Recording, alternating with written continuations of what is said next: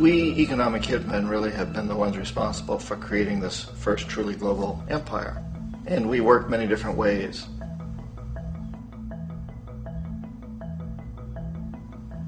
But perhaps the most common is that we will identify a country that has resources our corporations covet, like oil, and then arrange a huge loan to that country from the World Bank or one of its sister organizations. But the money never actually goes to the country. Instead, it goes to our big corporations to build infrastructure projects in that country, power plants, industrial parks, ports, things that benefit a few rich people in that country, in addition to our corporations, but really don't help the majority of the people at all. However, those people, the whole country is left holding a huge debt. It's such a big debt they can't repay it, and that's part of the plan, that they can't repay it.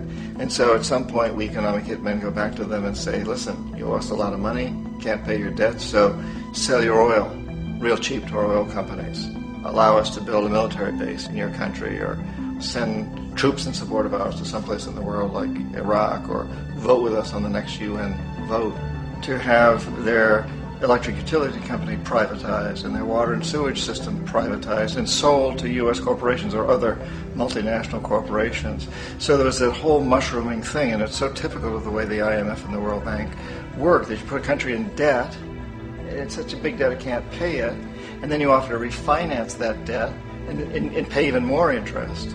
And you demand this quid pro quo, which you call a conditionality or good governance, which means basically that they've got to sell off their resources, including many of their social services, their utility companies, their school systems sometimes, their penal systems, their insurance systems, to foreign corporations. So it's a double, triple, quadruple whammy.